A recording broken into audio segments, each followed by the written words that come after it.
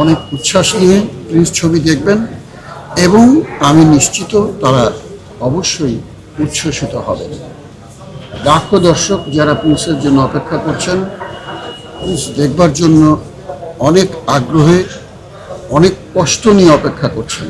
কারণ সবাই তো আশা করেছিলেন ঈদের দিনই ছবিটা দেখবেন, তারা ছবিটা দেখতে পারেননি। ডেফিনেটলি তারা অনেক কষ্ট পেয়েছেন, কষ্টে ছিলেন। আশা করছি এখন সেই কষ্টটা লাঘব হবে এবং তারা অনেক উচ্ছ্বাস নিয়ে প্রিন্স ছবি দেখবেন এবং আমি নিশ্চিত তারা অবশ্যই উচ্ছ্বসিত হবেন। কারণ প্রিন্সে আমরা কাজ করেছি যারা, আমরা নিশ্চিত এই ছবি দেখে দর্শক উচ্ছ্বসিত না হয়ে পারবেন। একদম নতুন নির্মাতা, প্রথম সিনেমা, তার প্রোডাকশন হাউসেরও প্রথম সিনেমা, অভিজ্ঞতা কেমন তাদের সাথে? নতুন পুরনো বিষয়টা তো আমার কাছে গুরুত্বপূর্ণ নয়। আমার কাছে গুরুত্বপূর্ণ হচ্ছে একজন ভালো নির্মাতা। আবু হায়াত অবশ্যই অনেক যত্ন করে ছবিটি বানিয়েছেন, সেটা আমরা দেখেছি। সে একজন ভালো নির্মাতা, অনেক ভালো নাটক বানিয়েছেন, অনেক দিনের অভিজ্ঞতা তার। সুতরাং তিনি নতুন না পুরাতন সেটা আমার কাছে বিষয় না। আমি নিশ্চিত উনি একজন ভালো নির্মাতা এবং অবশ্যই ভালো কাজই করেছেন। দর্শকরা অবশ্যই তার কাছ থেকে ভালো কাজই পাবে। সাকিব খানের সঙ্গে আমার এর আগেও বেশ কয়েকটি কাজ হয়েছে। তার সঙ্গে কাজ করার অভিজ্ঞতা অবশ্যই অনেক সুন্দর।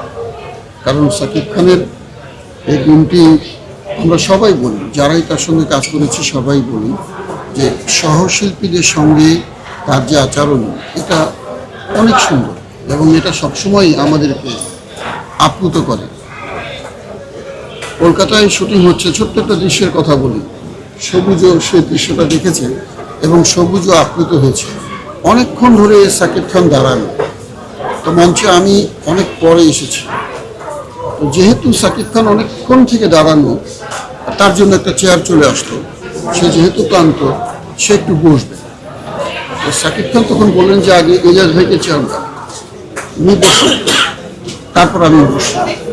এই যে আমাদের প্রতি তার সম্মান, এটা অবশ্যই আমরা কখনো ভুলব না এবং আমরা সবাই এই বিষয়টি সম্মানের সঙ্গে তাকে স্মরণ করি। আমরা একটু বিনা হয়ে গেছে। হ্যাঁ, শাহাদাত, আপনি আপনার সেরা কাজটা